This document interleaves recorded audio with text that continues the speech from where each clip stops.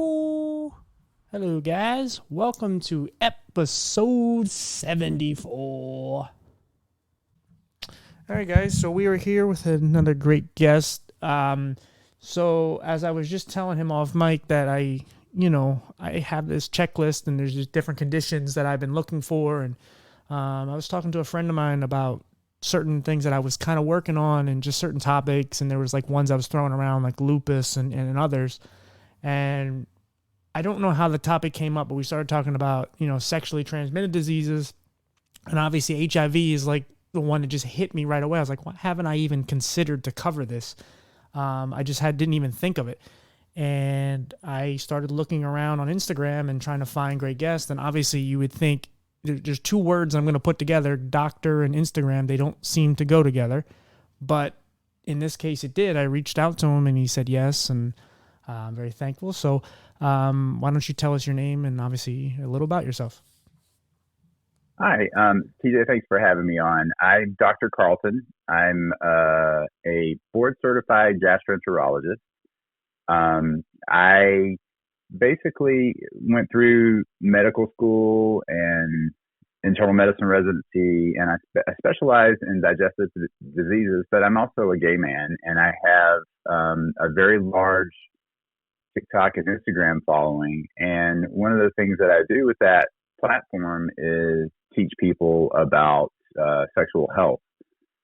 There's such a lack of sex education in our country, and I remember, getting very, very little about sex education, and certainly everything that I got was very straight oriented, and it had nothing to do with didn't even consider gay sex. So right. While HIV is not just a gay disease, I am very knowledgeable about HIV. I'm very passionate about it and preventing it, and getting it treated properly and making sure that HIV positive people aren't discriminated against in this country. So awesome. A little bit about me. I'm originally from South Carolina. I grew up in a very conservative area of the country, very Southern Baptist, very, very super religious, which made me struggle a lot personally because I was going to ask you, when did you actually know you were gay, and when did you actually come out?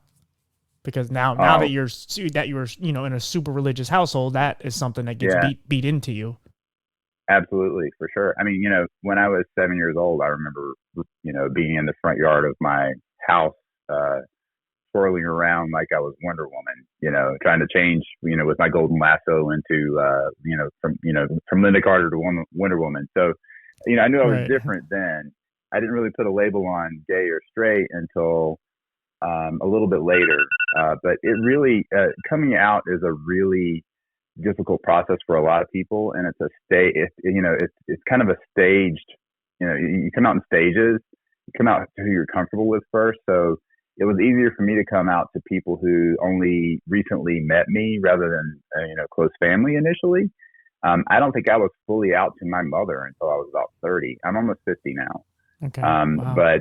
I grew up in the time, and when I was 12 years old when I remember first seeing the first stories about AIDS and HIV. And so first of all, I'm Southern Baptist. Second of all, I'm taught that being gay is wrong at that point, and that I'm going to go to hell if I'm gay. Right. And then thirdly, I'm seeing these people dying left and right on television from this weird new disease that's happening, that is predominantly hitting gay men in the early and mid 80s. So I had a lot of things pointing at me that were very difficult to deal with. And, as a traumatic experience growing up, sex is scary anyway. But imagine being gay at that age when you're just seeing people dying left and right. Unlike now, where it's completely treatable and people have a live a normal life. Right. Even at that time, though, I mean, we didn't really know a whole lot about gay people in general. Like back then it was like, what's his name? Lionel Richie. And there was like one other guy back in like the 60s and 70s and 80s. And then, obviously people love Elton John now, but he wasn't making songs for guys. He was making songs for girls, which is kind of funny when you hear his music. As talented as he is and as amazing as he is, and he's obviously super gay. It's like he's so open about it. he's married to his husband, and he's he's amazing. Yeah. But Yeah. we Yeah. didn't know Yeah. a Yeah. whole lot, so you didn't even have many role models to even go like, okay, there's this gay superhero, or there's this gay Right. actor or Right. Exactly. Yeah. athlete. You had to keep it very closeted. So like Freddie Mercury, Right? you Yeah, know, Freddie Mercury. Yeah. looking and like George Michael, you look back on them now and you think, oh God, how did I not know they were gay the first time I saw them walk out on the stage? Right. But back then it was a different time. Being gay was so stigmatized, and so people were afraid they would lose their contracts for their musical careers. They would lose their audience. They would lose their movie roles. Some of the most famous actors of all time have been gay, and they just kept that part of their lives hidden because they were afraid that they would be outcast. Or So, even at least like bisexual or delving into some sort of gay sex or something with a man. yeah, Because there's a lot of stuff with what's his name, John Travolta, and there's a lot of rumors about different people. Yeah, and it is yeah, what it is. yeah, But it's one of those things that's so taboo, and of course, men there's the whole bravado manly man thing, and you can't absolutely look a certain way. But yeah, go ahead. I'm sorry. Yeah, absolutely. Yeah, I totally. So you kind of get that mindset of being in the mid '80s, where we're in the Reagan era, where it's super conservative, and people are dying of AIDS. The Reagan administration is completely ignoring the AIDS crisis because gay people are dying. It really doesn't count. We're not. Right. We're not worth their time or energy, and it's probably a good thing if we die anyway. It was kind of their mantra at the time. Right. So I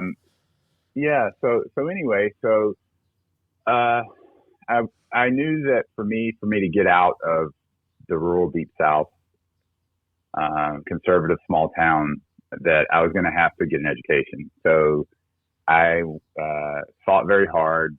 I got the best grades I could possibly get in my tiny little public high school in South Carolina, one of the poorest counties of South Carolina. I went to the University of South Carolina undergraduate, where I studied really hard, took every open door, got the best grades I could. I, somehow got into med school, and I became a doctor through that whole process. But even that whole process was, very difficult to be a gay man in South Carolina in the 90s at that point. I remember going to the student health office, getting my first HIV test because I had a new boyfriend. I wanted to be sexually responsible for him and get an HIV test just to show him that I was safe to have sex with. And my student health nurse at the time basically slut shamed me for coming in to get an HIV test. Oh my God, how dare you come in here and ask for something like that? This isn't the county health department. This isn't an STD clinic. Completely shamed me for everything that I was doing, even though I was being a responsible human being. And I just remember. Now, was this because you were dating a man, or did she not know the details? Well, no, because I said the details, Okay. And I got the sense that it was purely because I was a man, who's dating a man. Right. And so I never wanted anybody else to feel that way ever again about receiving health care. So I went through med school. I did internal medicine and GI fellowship at the Mayo Clinic in Minnesota, the world's best hospital, and consistently ranked number one in what I do. I took the opportunity to do away rotations. I remember one of the most impactful people that I ever met as a student was a woman on a visiting rotation in Boston who was a crack addicted prostitute who at that point had end-stage AIDS. And I'm a very empathic person, very empathetic towards my patients. Right. I remember holding her hand in the hospital and saying, how did you get addicted to crack and how did you beat it? And she said, well, first I was in the neighborhood and somebody gave me some. And I liked it. So I bought more of it. And then I ran out of money. So I started selling my things so I could buy some crack. Right. And then I ran out of things to sell. So I started selling my body. And I became HIV positive, and my health started declining. At that point, there wasn't really a great treatment for HIV in the early to mid '90s. It was just kind of the new stuff was just starting to come around. But she was very, very ill, and she had this really horrible fungal infection, and that's because her immune system was so down. And I said, well, you're here now. And you're not on crack anymore. How did you beat it? She says, well, I stopped using. I moved away from the neighborhood for a little bit. I came back and somebody did it again. It just gave me some, and I got cooked again. And then I left again, and I got out of the situation that I was in. She says, because if you put yourself in the barber's chair, you're going to get a haircut. Mm-hmm. And so I've kind of used that mantra for my whole life moving forward on how I personally handle decision making. Am I in the barber's chair right now? Am I going to get a haircut for what I'm about to do? So it's gotten me out of some bad situations that I could have chosen the wrong thing, for sure. So anyway, with that passion for HIV care, even though my specialty is not an HIV or infectious disease specialty, I definitely wanted to help serve the gay community as a medical provider. I joined the Gay and Lesbian Medical Association here in the United States, and started advocacy for the LGBTQ population. During the pandemic, it was really brutal emotionally for me as a doctor, because I'm used to going to work and doing my thing and, getting the reward of, working hard, going to work, coming home and being safe, and there's nothing to worry about. Now, suddenly I had this pandemic to deal with where if I made the wrong move, I could get a disease that would kill me, just a respiratory disease that would kill me, this whole COVID-19 thing. So, incredibly stressful. I was trying to deal with the stress as best I could, being in and out of the ERs and the ICU setting. And I turned on TickTock. I have kids that are 16 years old, and they're big into TickTock, and my husband and I were on the couch one night, and he said, what are you doing? I said, well, I'm going to look at TikTok like the kids do and see what it's like. And that was at 8 o'clock at night. And then I looked up from my TikTok, and it was 12 o'clock at night. And I was like, wow. It sounds like such a dad thing to do, by the way. Like, just look what the kids are doing. Yeah, exactly. Totally. So, 4 hours later, I'm completely immersed in TikTok. I loved all the different things that you could see and do. I was laughing. I was crying. There were hot guys on there, which was, fun for me. There were great recipes on there. There was, and it kind of figures out who you are within about 15 minutes of based on what you like. If you see something and you like it, and they feed you more of that stuff. So after a while, they figured out that I was probably in my late 40s and liked men. So I became kind of a lurker on TikTok for about a month, and that's kind of how I managed to stress, because there's only so much Netflix you can watch after a while. Right. And then one day I decided to start posting stuff, and I took a leap of faith one night and posted a video about preparing for anal sex properly, because nobody talks about anal sex. And I'm a gay doctor, and I'm a butt doctor, so who better to talk about anal sex than me, right? I started talking about that. I started talking about that topic, and thought, I'm just going to attract all the gay guys on TikTok with this, and that's pretty much it. I put my phone down, and I came back the next day. I had like 50,000 new followers and over 1 million hits on my videos, and most of it was women that were over half were women who were interested in the topic. And it just helped me realize as well that there's a stereotype in sexuality that butt stuff is just for gay guys. But it's not. It's for, everybody's got a butt, straight, gay, bi, whatever, women, men, non-binary, whatever. We've all got butts. And so people want to learn about it. So I kind of then use that a level of following to start building my platform. Right. And I started focusing more towards LGBTQ healthcare. And obviously with HIV, it's a really huge topic in our population. Now, HIV is not just a gay disease. HIV is a human immunodeficiency virus. It's a virus that attacks cells that help the body fight infection, and it makes a person more vulnerable to other infectious diseases.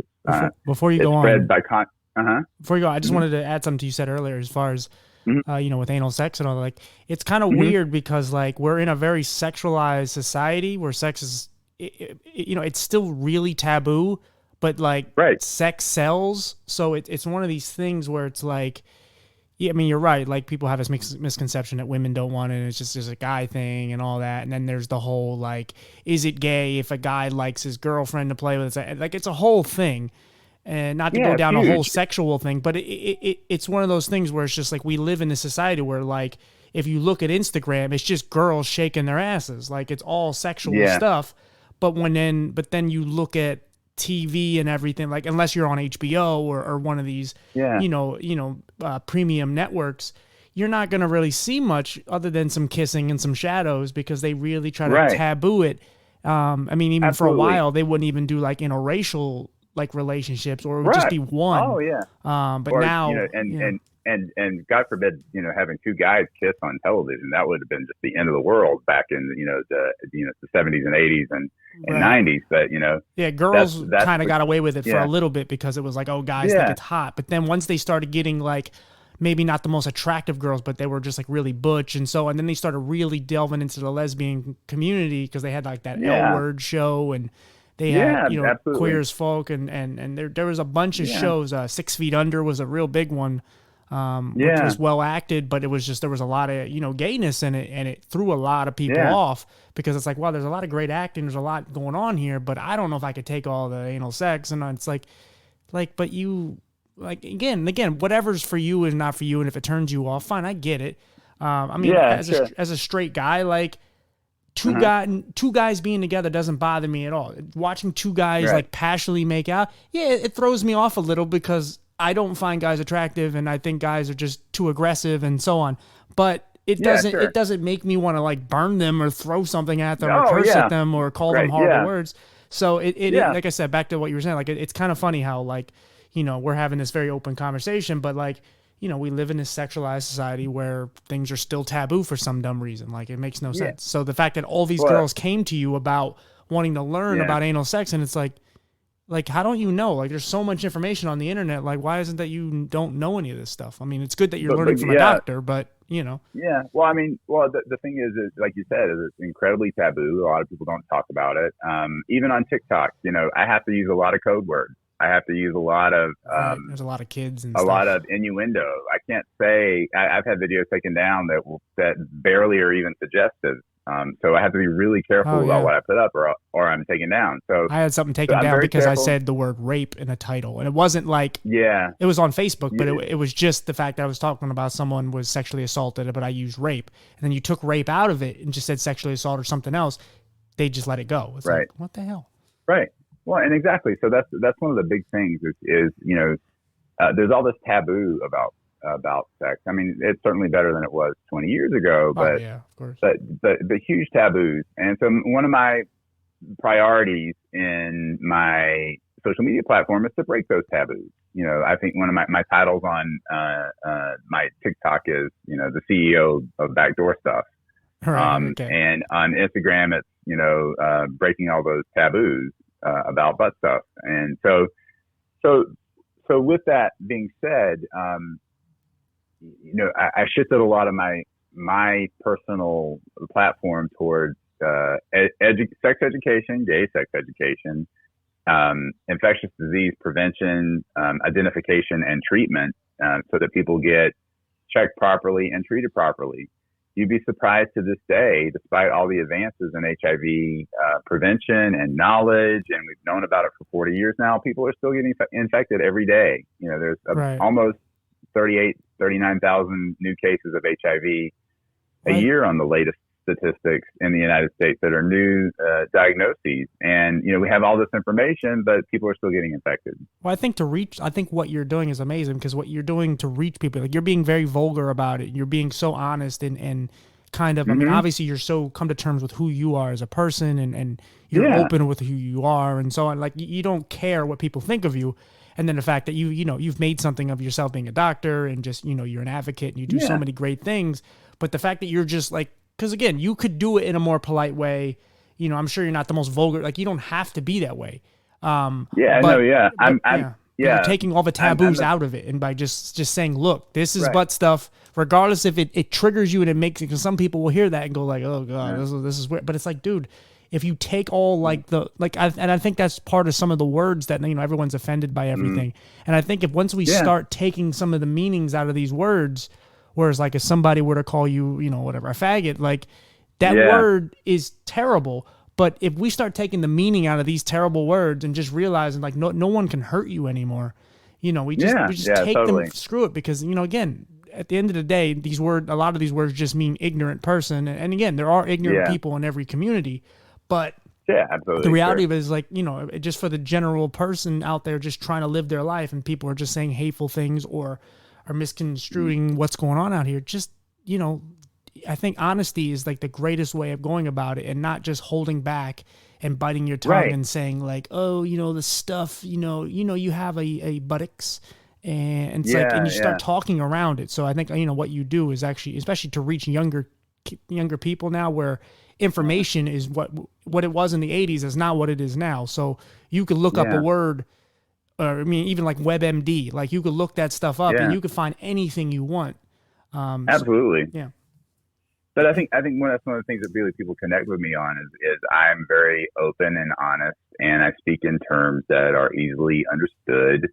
I'm very frank about it. I'm not judgmental about things. I realize that you can tell people to use condoms until you're blue in the face, but they're going to do what they're going to do. And so a lot of my platform also is about harm reduction. Okay, I realize you guys aren't perfect, and I know I'm a doctor, and everybody expects me to say use condoms 100% of the time, but I know that's not always going to happen. So I arm people with the information that they need to know that when they don't do that, what do you need to do from here? Or how can you take some steps to reduce harm before you have a situation so that you don't get yourself into trouble? Or if you get yourself into trouble, how do you get yourself out of trouble? Right. And what to look out for and absolutely. So that's a big part of my platform. And so really one of the big things that I try to educate my own community about is prevention of HIV through a daily pill called PrEP. PrEP is pre-exposure prophylaxis against HIV. So as we had talked about earlier, HIV is a virus, so it's spread through contact with bodily fluids of a person, most commonly through unprotected sex. But it can also be spread through needle sharing, like with injection drug equipment. While about 67 to 68% of new HIV cases in the United States are of men who have sex with men, there's also about a quarter of the population of new HIV infections is for people who are heterosexual and have sex, men who have sex with women or vice versa. So it's not just gay people who are getting this disease, but still gay people make up a lot of the new infections.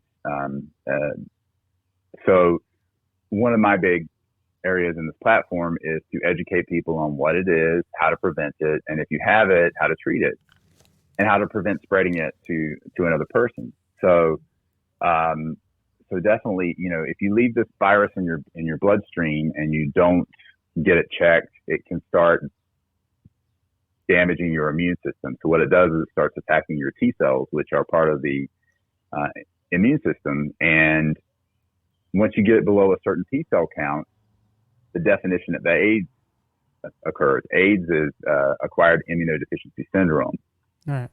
So a person could be HIV positive for years and not even know it, and then suddenly their health starts declining, and they start getting these weird mystery infections or weird cancers that used to not occur.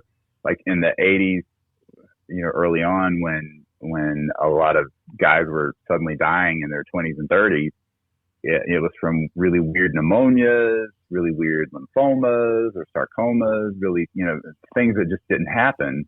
And it was because their immune system was so weak. So just yesterday was National HIV Testing Day in the United States, and it really points out that you should know your status if you're sexually active, if you have ever had an encounter that was unprotected, or if you've ever been in a situation where you're unsure about your HIV status, get checked. It's easy, it's cheap, and it's available. And knowing your HIV status is important not only to protect other people, but also to protect your own health. Because if you get on medications for HIV right away, you can decrease the viral load in your bloodstream to undetectable, meaning that any lab test that looks for the amount of virus in your bloodstream can't measure it because it's so low. So an HIV positive person can be undetectable and not spread HIV through sex. That's called U equals U. It's a big new movement in HIV where undetectable equals untransmittable. So even within my own community, in the gay community, I was going to ask you that, like how aware, because you're obviously well knowledged in your field because you have to be, but I mean, how much do you feel like the gay community, just at least the men alone, how do you think knowledgeable they are just individually and just aware of really how bad HIV and AIDS is and how much it actually plagues that community? Well, I mean, we've had HIV beaten into our skull since we all were sexually aware, I think. So we're all aware of what it can do. And these days, like I say, with treatment, it's so easy to keep it at bay and live a completely normal life with HIV as long as you're on treatment to keep it undetectable. Right. I mean, it doesn't affect your lifespan anymore like it used to. And like I said, you can't even pass HIV if you're positive through sex if you're undetectable. So where the tragic part of this stuff comes in is people still know all this stuff and they still don't use condoms, or they don't go on the pill that you take every day to prevent HIV called PrEP. Right. And infections still occur to this day. I've had two friends in the past 3 months who converted to HIV positive status because that one time they didn't use a condom, and that one time just happened to be with a person who was positive and had a very high viral load. They didn't know they were positive, so they were super infectious because they weren't on treatment. Right. So prevention is key. So condom use is, incredible. But even if you, that one time where you slip up in the heat of the moment and you forget to wear a condom, or your condom breaks or whatever, there's a new pill called PrEP, which is pre-exposure prophylaxis. Now, this is a pill that you take on a daily basis. There are some new alternative ways to take it, but you can take it on demand, sort of. But the FDA approved way to take this medication is on a daily basis. And if you take this pill on a daily basis, you can even have sex without a condom with someone who's positive and has a detectable viral load. And it's unlikely that you'll get HIV because, it's incredibly unlikely because this pill blocks the HIV from being able to replicate in your bloodstream. So, how new is this pill? It's been around for 10 years. Okay. But knowledge about it is increasing with each day. Right. So Gilead put it out originally. Truvada is the original PrEP. It's been out so long now that it's generic. And then there's a lower dose of Truvada called Descovy. One of the unfortunate things about Truvada is that it has led to a decline in a percentage of people who take it, kidney function. So you have to get monitored while you're taking it. So every 3 months you get tested. And then there's been some bone density issues with people. So people have been prone to develop bone breaks and osteoporosis because of the medication. Now, so your doctor should monitor you for these side effects if you're on PrEP. So what they do is they first, before you go on PrEP, they check and see if you're positive or negative, because you have to be HIV negative to go on PrEP.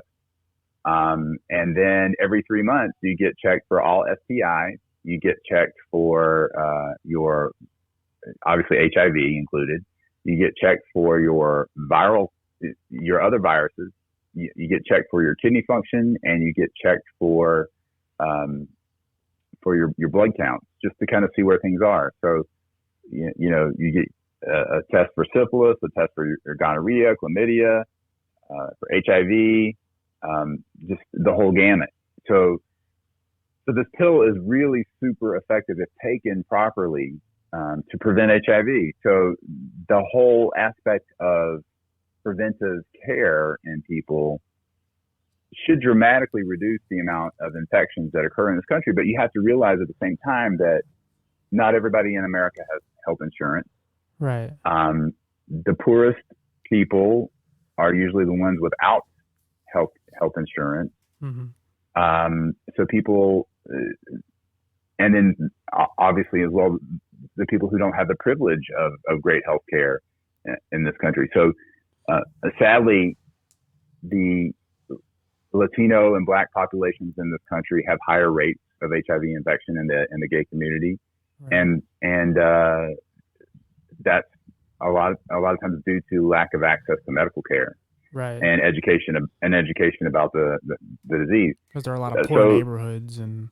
Yeah, absolutely, sure, absolutely. And then within those poor neighborhoods, there are also other risks that are involved, like the drug aspect of things, right. And just being on drugs can make you make poor decisions about your sexual activity as well. Easier access to needles and like heroin and cocaine and all kinds of stuff. So.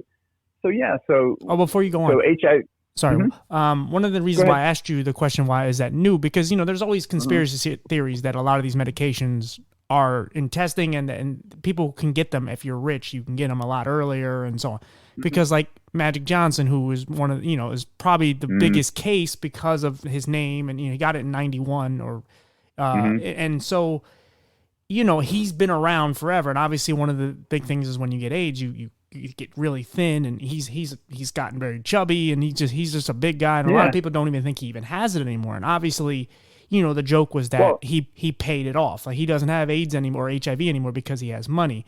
And that's the whole thing about my part in education, is making people realize that it's a virus that's going to stay in your bloodstream. But as long as you take medications on a daily basis, you can combat it down to an undetectable status and live a completely normal life.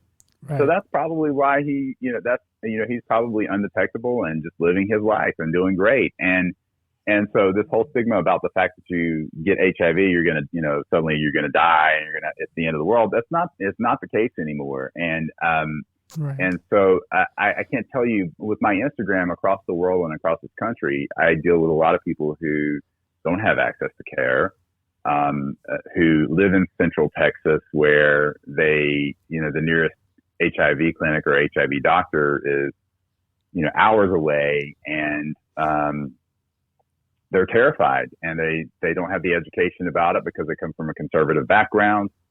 If they should go to a doctor, they're terrified that their local doctor is going to tell their mom that they're gay or what they've been up to, or that they're going to be stigmatized because of their infection. So, I mentioned, you mentioned we talked about earlier about back in the 80s and 90s, the Americans with Disabilities Act came along, right, thankfully, to protect people who are HIV positive and people who have AIDS, because there's been such discrimination against people who are positive. There are people, dentists who refuse to do dental work on patients simply because they're positive. There have been doctors who refuse to care on patients because they're positive. There are people who have HIV and AIDS who've been discriminated in housing because they're positive or have AIDS. Well, there's like this stigma. It's like, like if they spit on me or they bleed on me, all of a sudden now I have AIDS. Like it's this whole which is So that whole really backward stigma from the 80s and 90s, still to this day for some people, it really is it's a problem. So people are protected through the Americans with Disability Act against HIV and AIDS discrimination, which is a wonderful thing to have that protection. It's sad that it happens, but it does, like any other sort of discrimination that happens. And I'll even say, even within the gay community, if you look on hookup apps, I guess for Like straight guys like you, Grinder it's Tinder and stuff like that. But for gay guys, it's Grinder. Things like Grinder. People go on there and they disclose their HIV status as positive, but undetectable, really? Okay. or whatever. They are automatically blocked by a lot of people, or they're not talked to, or they're shunned, or I don't want to have anything to do with you, or they're sex shamed or slut shamed, or called unclean or dirty, or just plain blocked. So the amount of discrimination that HIV positive people face online is just horrific, even within the gay community, where we should know better. Because, like I said, a positive person who's undetectable can't even transmit HIV to another person. But because of that fear of HIV, the stigma that's there, people automatically put up this shield and block them out of their lives, which is pretty tragic, because, there could be a very special, amazing person that they just simply have an HIV infection, which is completely controlled and undetectable, but they're shut out of people's lives because of that one simple fact. And they could be like the man or woman of another person's dreams. Well, and you're in a closed off world, and where like you're around people. You're in like Grindr is an app strictly for gay guys, and it's like, well, what's on there. Like if there's a woman on there, like it makes no sense. Like if there's a straight guy on there, it makes no sense. So all the people on there, they're like you now, regardless if they have HIV or not. But they are just like you. They're into similar things, and so the fact that people are like you are judging you is kind of sad. Well, trust me, there are a lot of straight guys on Grindr. Well, okay, fair enough. I think I know who identify they identify as straight, but really they're not. Right. But yeah, and there's a lot of married guys on there too. Okay, So these things happen even within our own community, and part of my platform is to educate people and bring the knowledge so that these amazing people who just simply have HIV hopefully have a better life, because they don't face the discrimination that they once did. So we talked about pre-exposure prophylaxis, meaning the whole PrEP thing, right? But there's also something you can take called post-exposure prophylaxis. Say you are in a situation and things go wrong. What do you do? You're you mean like the condom breaking?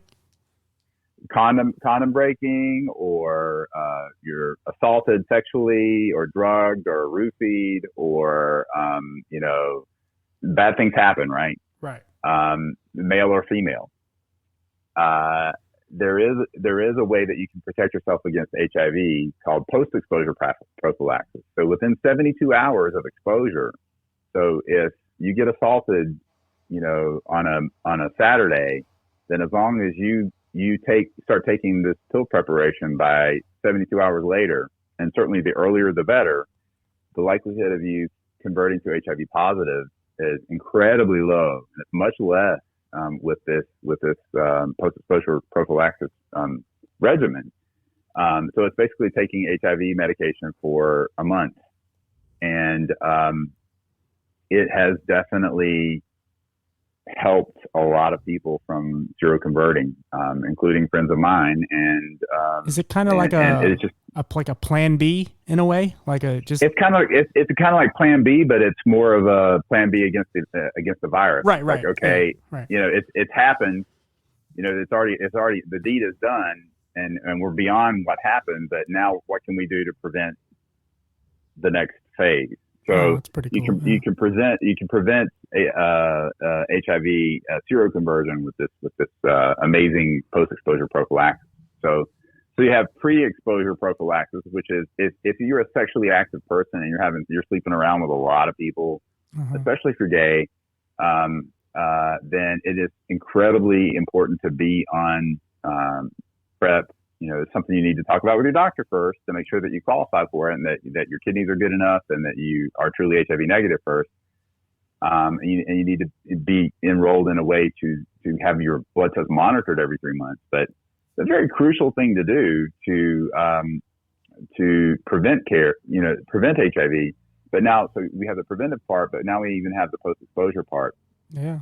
So there are two amazing ways to prevent an infection. Are they expensive? Just with medication. Or they're easy to get coverage? Expensive. They're incredibly expensive, but they're easy to get coverage now. There's a lot of new companies out that help people get coverage for PrEP. I know there's one called NURX, N-U-R-X. There's one called Hey Mister. There's one called, I think it's FOLX, Folks. So there are a lot of online companies that will help you get coverage for these medications. And frequently, if you have insurance, you may have like a $35 copay per month for the medication, but Gilead has a program where it covers your copay as long as it's not over $200. So there's definitely access for people out there. They just have to know how to get it. And like I said, that person who lived in Alabama or Central Texas or whatever, there's ways where they mail these kits out now, and they mail the medications to people so that they're protected without having to worry about traveling hours to find a doctor to be able to do this. So there is a revolution in healthcare to prevent HIV, and I'm really excited about it. Awesome. with this whole pre-exposure prophylaxis. Yeah, that's a huge difference from when I was in school. I mean, I graduated in 2008, so yeah, that's a huge difference from what was told us that what we could get, or One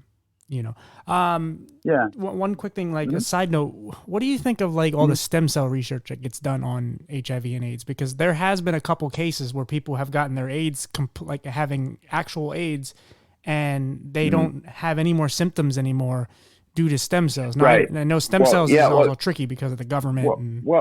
Well, you know, I think what you're referring to is there have been two people who've had bone marrow transplant, right? And through the whole research thing, they've been able to be declared HIV negative now because of this whole bone marrow transplant thing. You have to realize what a huge deal a bone marrow transplant is. It is an incredibly traumatic thing to go through. It requires a lot of immunosuppressant therapy afterwards.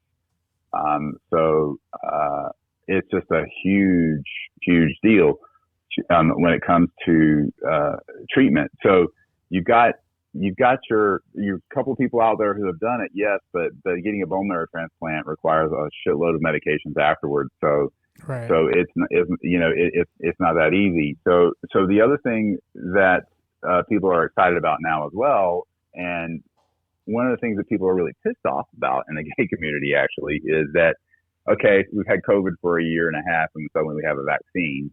We've had the HIV around for 40 years. Why is there no HIV vaccine? Right. Well, HIV is a very tricky virus compared to COVID. COVID is much less advanced as far as viral replication. It's a retrovirus, HIV, and the enzymes required to manufacture more replication of cells, they're pretty complicated to attack. So when it comes to vaccine research, it's definitely happening. And one of the great things with the whole COVID vaccine, with the mRNA technology that Moderna and Pfizer had used, is that there is a new HIV vaccine that's being tested using this new technology that they've found through this whole mRNA technology, which is incredibly exciting. It's going to take a while to really come to effect and come out because, with an HIV vaccine is going to be hard to test to ensure safety, and compared to a viral disease that is respiratory, that spreads rapidly through and can shut down the world like COVID did, the amount of people affected by HIV per year in the United States, especially, it's going to require a lot more of a thorough investigation on how it works and any side effects it may have and all that other stuff. So with this new technology, they've injected subjects with the proposed new HIV vaccine, and 97% of people have developed antibodies to HIV based on this vaccine.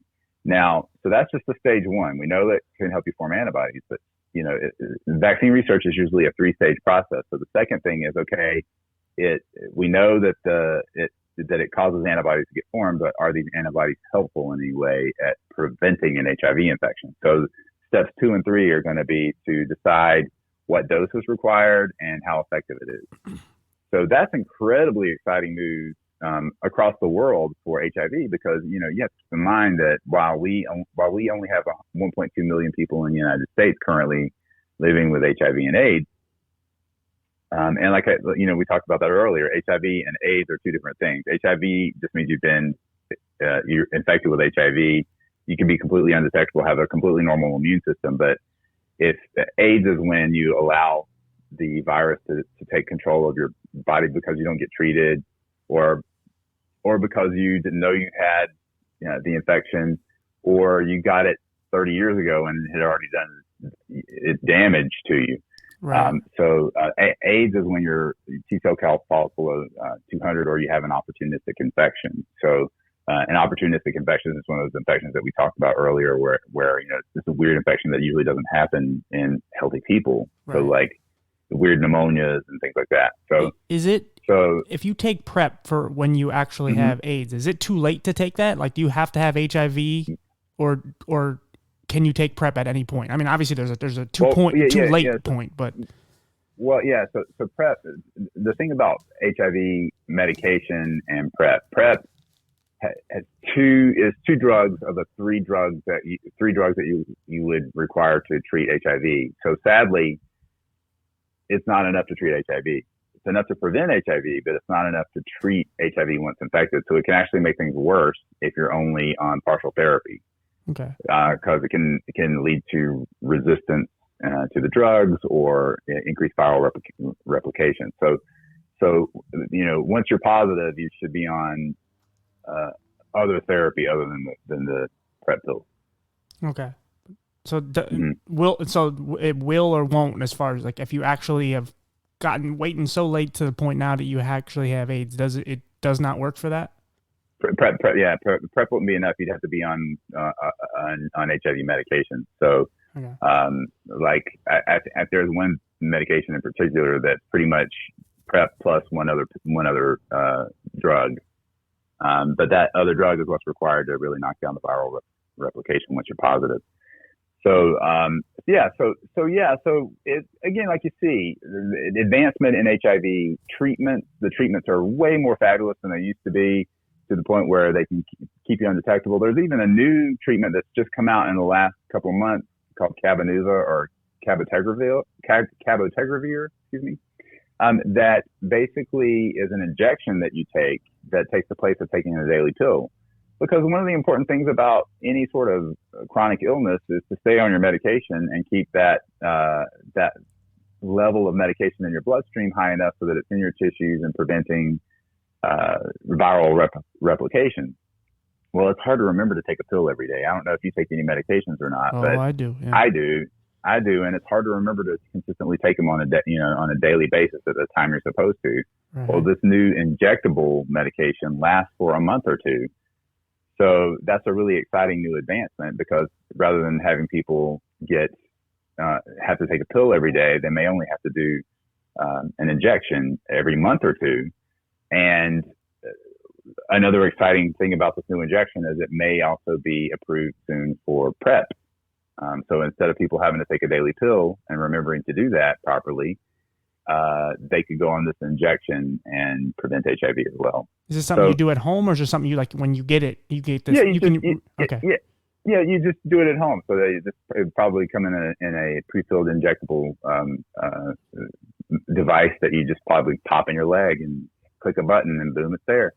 So exciting things are coming along in treatment and in prevention, and even with vaccination. So we've got vaccination, we've got PrEP, we've got post-exposure prophylaxis, and then we've also got the treatments that are advanced and amazing.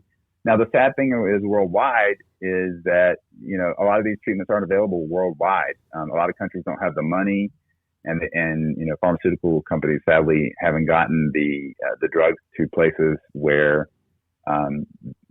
they really need to be to bat down viral loads so that they don't do damage to the immune system. I get messages from all over the world all the time. Hey, I'm on this regimen in Malaysia, and my viral load is so and so. And I'm like, I look at their regimen, because the pills have changed so much over the last 20 years. Yeah. Over the last 40 years. And I look at some of these pills and I'm like, wow, that's what you would take in like 1997 if you had HIV. So the advancement of these medications has not been a global experience, which is sad, because, millions and millions of people in this world have AIDS, and the majority worldwide are actually heterosexual people. If you look at Africa in particular, right. The crisis there is mostly heterosexual. And and they don't have the treatment available. They don't have the pre-exposure prophylaxis available. And up to 1 million people a year are dying of AIDS worldwide because they don't have adequate treatment. Now, we're just a special scenario here where we have a lot more availability than other places. But even in this country, you have to realize people still die of HIV and AIDS. There have been, I think the last statistics were about 15,000 people died in the last recorded year of stats from that were HIV or that had HIV or AIDS. It's just part of one of the other things that they either from the disease or with the disease. I'm assuming those numbers are down though from previous years. Yeah, right? way down from previous years, but still, it right. still happens, and that's like we talked about earlier. 1 in 7 people in America who have HIV don't even know they have HIV because they haven't been tested. They're scared to get tested. They don't know to get tested. They don't have access to testing. They're homeless, like you mentioned. Before the show, we talked about how you interview some homeless people. Right. They don't have access to care because Absolutely. They're on the street and they're doing drugs and they're having sex, and so it's just it's frustrating that it still happens when it's. We think of this country as one of the world's leaders when it comes to medical care. Well, we don't have universal health care here, so people don't have the same access to care that they should. Right. Yeah, we have a lot of great doctors, a lot of great hospitals and scientists and all these things, but it's like there's only a certain amount of people that actually can afford it and can get the right care. Even like with me, like since I have, disability, I get great insurance, but if I wasn't, if I made just a tiny bit more, like literally if I made a couple dollars more that I'm making from my job and the podcast and stuff, I would lose my disability and that insurance would go with it. And then everything would be I take like 4 different eye drops a day. Right. And they're all hundreds of dollars for just little tiny drops. So, to get that insurance, and again, like I said, I do okay financially and whatever else, but yeah, for people who are homeless or people who live in these urban areas where it's a lot of poor or poverty and, there's just the access just isn't there. And again, it's not even just, Black people or Hispanic, because there's a lot of poor white people that just can't get it. There absolutely are. And there's actually more poor white people because there's more white people in the country. So yeah, it's very unfortunate. Definitely. There's a lot of people that are suffering, not just with HIV and AIDS, but with everything. Just, like talking to people who are homeless, like they're less likely to get into hospitals because they don't have insurance and because, of course, the stigmatization of them being dirty and all these different things.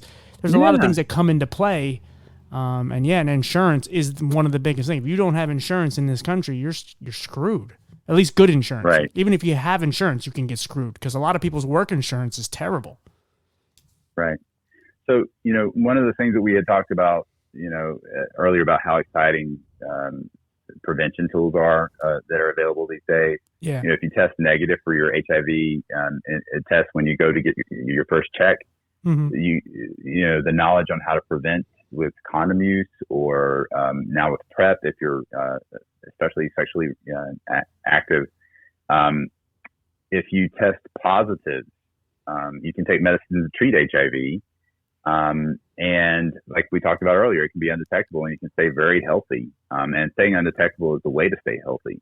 Right. And like I talked about earlier, if your viral load stays undetectable, you have effectively no risk of transmitting HIV to an HIV negative partner through sex, which is amazing. Yeah. But also pregnancy is a big thing too. So if you're pregnant and you're tested for HIV and you turn out positive, if you're HIV positive, an HIV positive woman who's treated for HIV early in her pregnancy has a very low risk of transmitting HIV to her baby.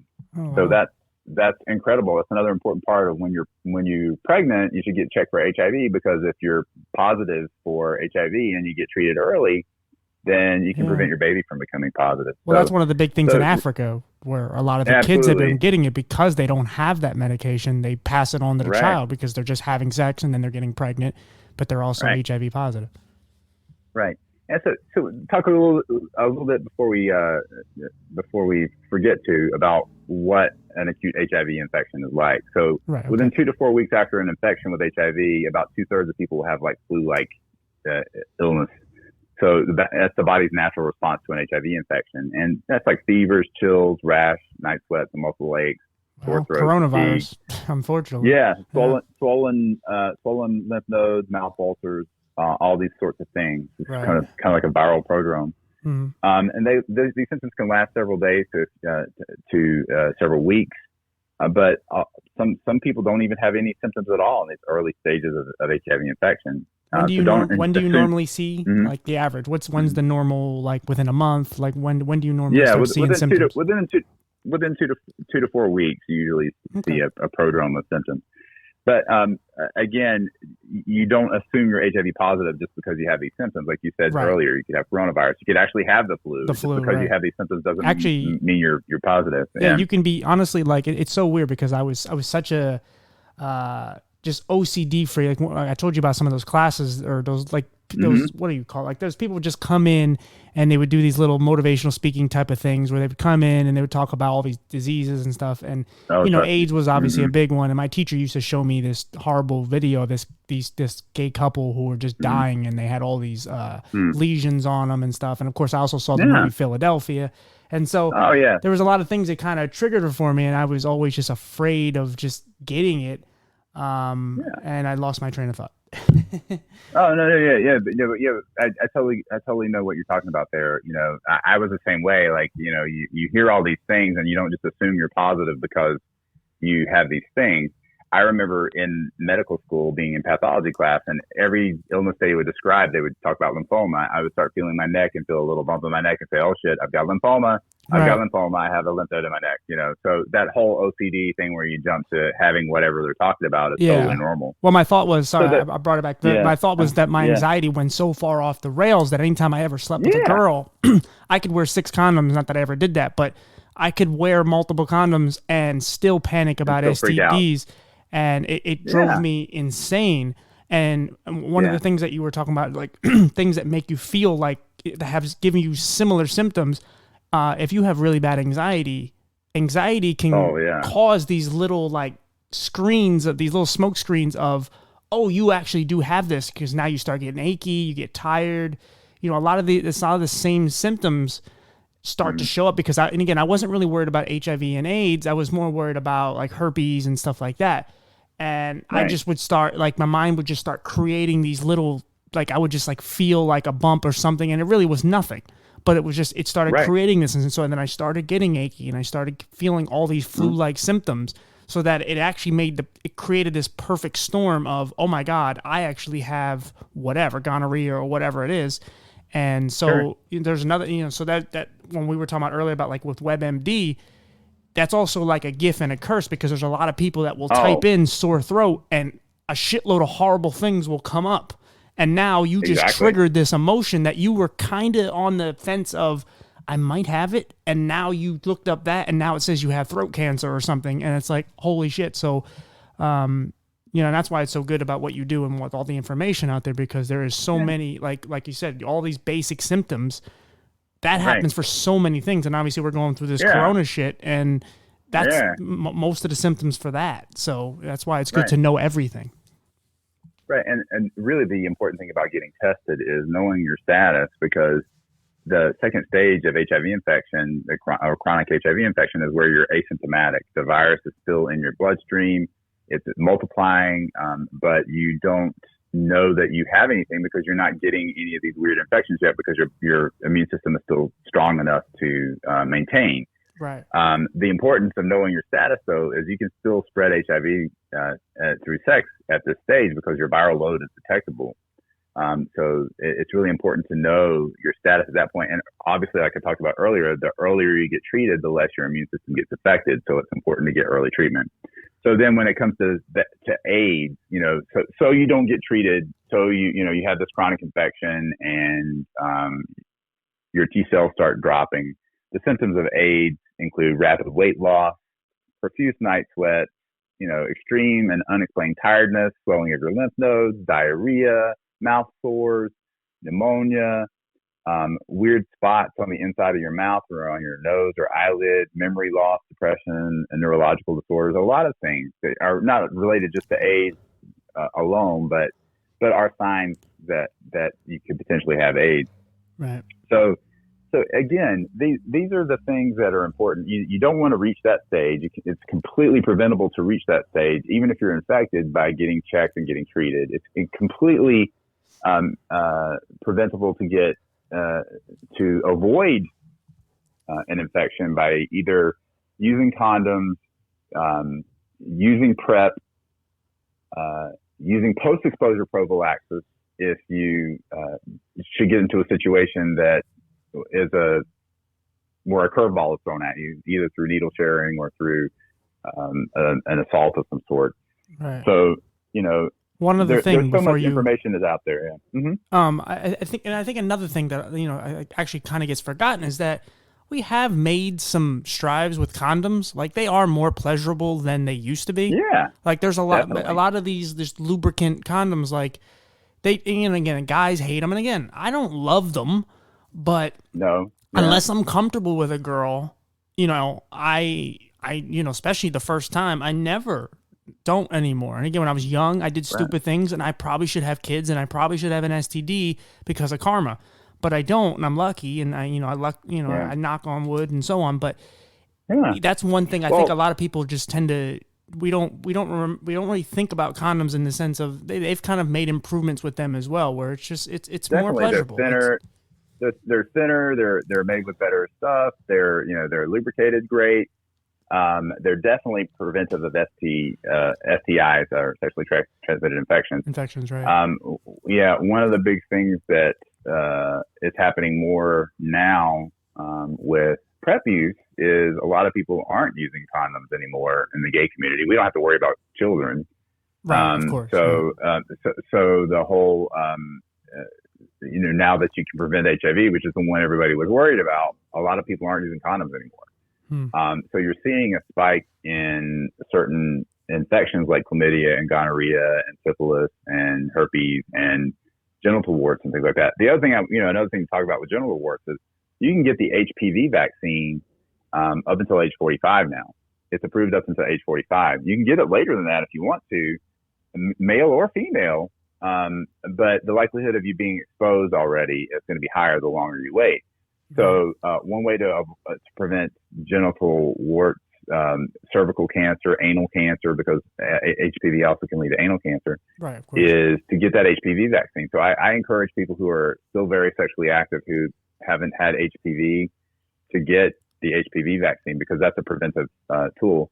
And obviously, if you're going to be with that person who's out there having sex without condoms, especially if you're gay, in my community, on PrEP, our regimen is to get checked for HIV, do a syphilis test, do gonorrhea and chlamydia test, check for everything every 3 months. And if you have any symptoms, sooner than that, so that it can get treated. I'm not encouraging people to avoid using condoms at all. Right. I encourage people to use condoms at all times, because it prevents all these worries that you'd have to worry about, like syphilis, like gonorrhea, chlamydia, right. herpes, you just know people's mentality. Like, at some point, I just know people's mentality. I'm a reality-based doctor, and it's hard to find somebody like me, but I'm a reality-based guy, and I know that people aren't going to use them. So I should at least address the ways you can prevent with PrEP. You prevent HIV with PrEP. Prevent nasty HPV infections with the HPV vaccine. Get checked for gonorrhea and chlamydia, because they're very treatable. Now, there are some resistant strains of gonorrhea going around that are a little bit more tricky lately, but in general, gonorrhea and chlamydia are very treatable. Well, herpes. you know the numbers. I was just going to say herpes because herpes is a tricky one Yeah, because of cold sores, and obviously that's yeah, and a lot of people get them. I mean, yeah, I get them very rarely on my lips. yeah. I got it from my Well, mom just having one as a kid and kissing me or whatever after drinking too much orange yeah, juice, and totally, we all have it. And that's totally. another thing that a lot of people don't really think of, Mm-hmm, because I remember when I mm-hmm, tested, when I was through my heyday of anxiety of all mm-hmm. that stuff, I tested positive for, what was it, HPV 1 or 2? Which one is that one? The Oh, cold. HSV, yeah, Right. yeah. HSV1 is the cold sore, and HSV2 is usually the genital sores. Right. Yeah. And so when So she yeah. said I had that, I panicked for a second. She's like, no, no, no, it's okay. Everyone, like, what is it? Like Mm-hmm. 75% or whatever it is, 85. What's, the number for that? There's a huge number of people in this country who have antibodies to herpes. Right. So it's a lot more ubiquitous out there than people really realize. Right. So yeah, so that really, if you have a known infection, and you're prone to breakouts, you can take Valtrex or other acyclovir based or valcyclovir based medications to prevent an outbreak Right. and prevent spread as well. So yeah, there's a lot of things that you can do even if you have any of these STIs. Get checked, get treated. Use protection. If you're not going to use protection, make sure you get checked and treated. And if you're particularly sexually active, PrEP is a great way to prevent HIV infection. Do you ever recommend, they have Mm-hmm. HIV or STD and stuff, Mm-hmm. hotlines and stuff. And I know this because Mm-hmm. when I was going through my, again, crazy Oh anxiety, yeah. I was calling them just like, oh God, but it's been 3 months. Yeah. And one of them, and they were pretty informational. There was always like one person that would just Yeah. kind of make me feel a little shittier about my situation. But Right. but yeah, do you ever recommend that, just like to talk to somebody over the phone? Because, Yeah, absolutely. it's not easy to get Absolutely. your You can doctor sometimes. Right. There's the CDC.gov has a lot of HIV and STI websites that you can reach. And then there's tons of helplines and hotlines. Type in Google, HIV hotline or STI hotline. There's a million resources out there. You'll definitely get connected with where you need to be. And so like I say, overall, an exciting time in preventive and treatment care for HIV. Definitely not a reason to fear anyone anymore. Definitely not a reason to discriminate against anyone anymore. It is something that's completely treatable, gives people a normal life. Now it's almost like having high blood pressure or diabetes for a lot of people. You just have to treat it. So it's really amazing how far we've come, and I really hope to continue in my legacy to battle against the stigma and the discrimination that happens with it. Yeah.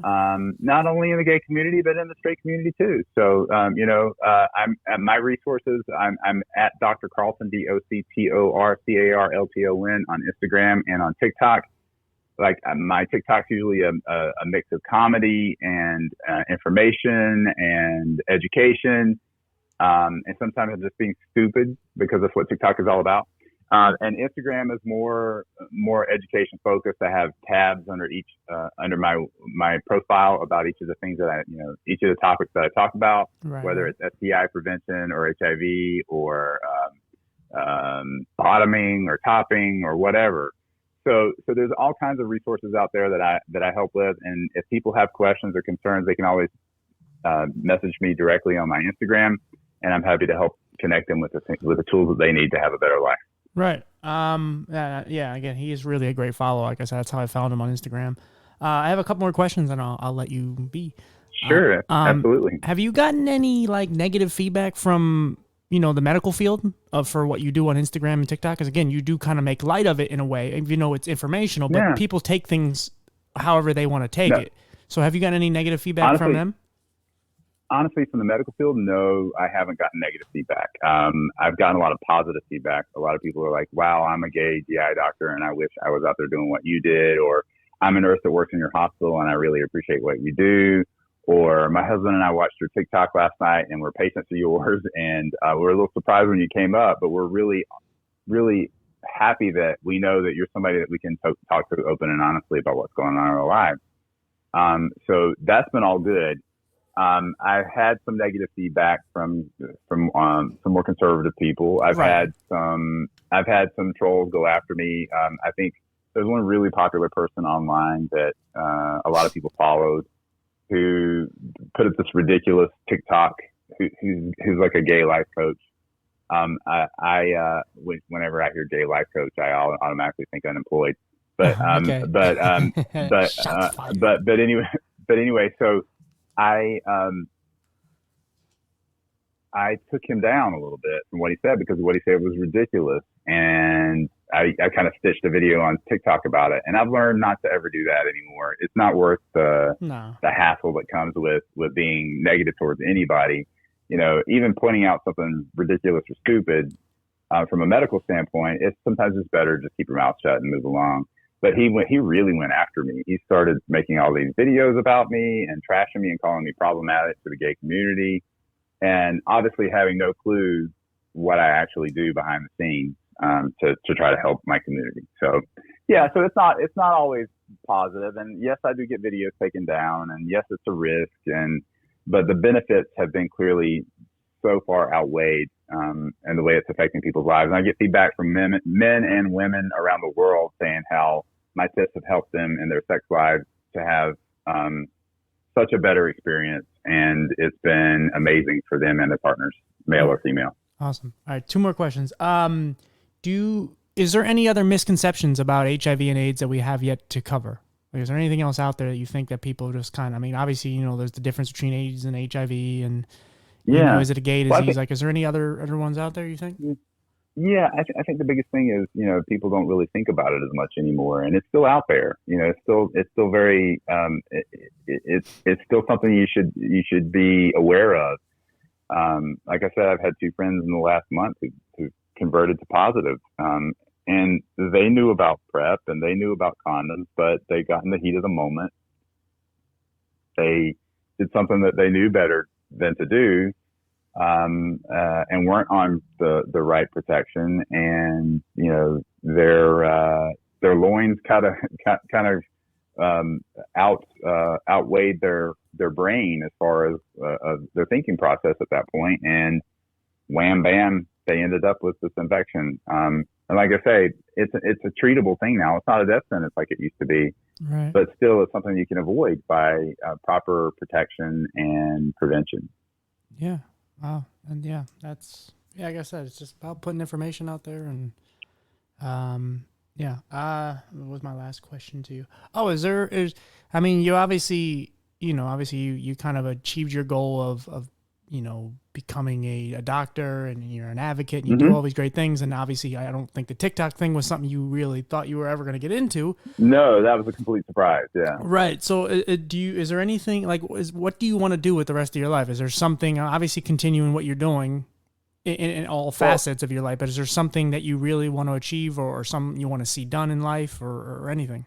Well, I think the exciting way that things are going with this raising awareness, I'm doing a podcast about every week, making appearances in so many different platforms, from straight to gay to kink to education to comedy.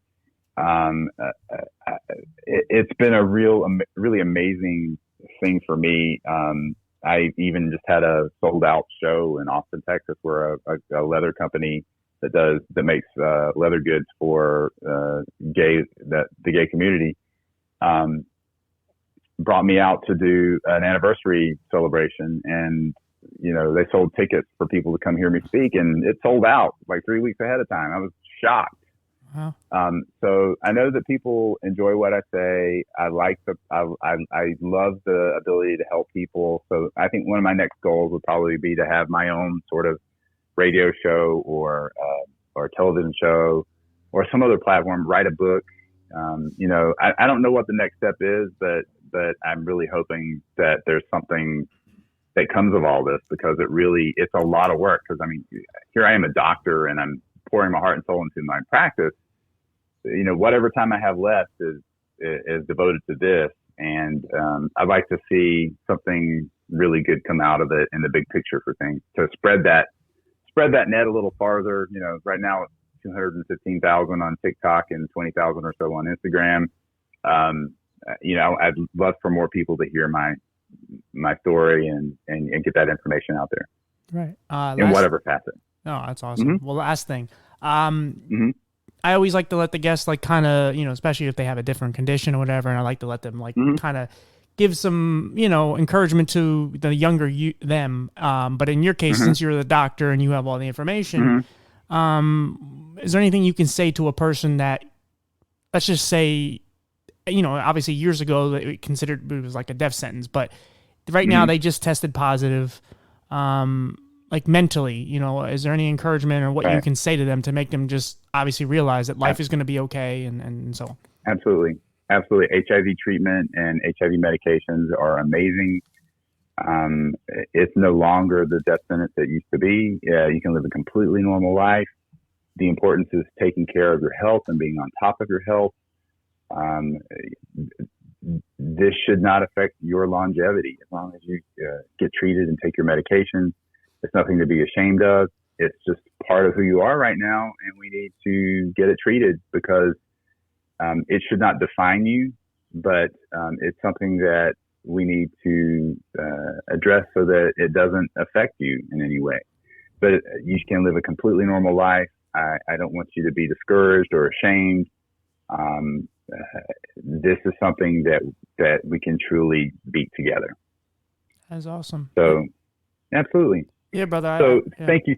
Yeah, thank you so much, TJ. I really appreciate you too. It's been awesome talking to you, and I appreciate the fact that you reached out to me. I know I'm not my field isn't really one of your targets, but I really love the fact that you're reaching out across the spectrum of just different interesting topics where it's people important. are discriminated against, or the disabilities that come with HIV and AIDS as well. So I really do appreciate you. Again, if your listeners want to contact me, I'm at Dr. Carlton, DoctorCarlton on Instagram and on TickTock. Have a great day, guys. I'll put in the link. Yeah, buddy. Thank you. Like I said, we need more doctors like you guys that just actually care. And I mean, again, there's plenty of good ones out there, but what you do, you go beyond what you need to do. Like you're really putting information out there. And again, obviously being a gay man, and then, you don't have to be an advocate. You could just be a doctor and just do your job and help people in that way, because doctors help people all the time. But what you do, even just beyond with TikTok and just all this stuff that you really do, these shows and everything you're doing, like that's, we need more of that, because again, information is what's going to save us. So again, thank you, thank you, brother. And like I said, we'll keep in touch. Thank you. All right, have a great day. I'll talk to you soon. You too, buddy. Bye-bye. Bye. All right, guys. I hope that was informational. I mean, obviously, there's a lot of damn information in there. I know there was some very what do you want? Risky? I don't know what. Do I have to put like a one of those advisory, the censorship things, like a parental advisory? Do I have to put that on this episode because we talked about anal sex? Like, I know there's some stuff in there that might trigger some people, but hey, guys, like, look, I'm happy the way he is. Like, be honest and look, he's just breaking it down to its smallest common denominator and showing you, like, hey, to get it into these young kids' heads and get into anybody's head, the severity of what they might or may not have, and just all the obstacles they may have to go through, and all, like the fact that he just says it the way he says it, and the fact that he's gay on top of it, and he's just letting you know, like, hey, from personal experience, like, I know how this could affect you. Maybe not actually having it, but being a doctor and seeing so many people and actually, obviously getting it beat into his head that as a child that he could have it or he does have it. And so, I don't know if that triggers some people and it makes people whatever. And again, I know there's a lot of anti-gay stuff. Like, man, look, don't listen to me then, please. But again, I just want to get information out there. I want to help people because there's a lot of people that are suffering. And I don't know why this one of the things that didn't click to me, like, oh, like this is an obvious one I should have done. I don't mean him because I just found him, but as far as this topic. And, we'll get back to it if I find more interesting people like him to talk about it. But even if it's just a one-off, like, I hope this helps some people. And, yeah, guys, I will see you on the next one. And I appreciate the love and support. And thanks all. And I'll see you guys later. Bye, guys.